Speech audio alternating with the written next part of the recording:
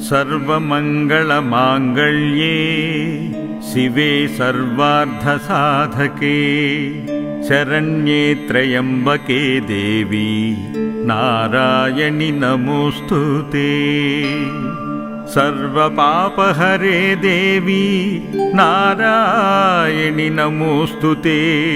सर्वदुःखहरे देवी नारायणि नमोऽस्तुते। आदिशक्ति आनन्ददायिनी नारायणि नमोऽस्तुते। आदिमध्यान्तररूपे नारायणि नमोऽस्तुते। नादबिन्दुकलातीते नारायणि नमोऽस्तुते। निरामये नित्यानन्दे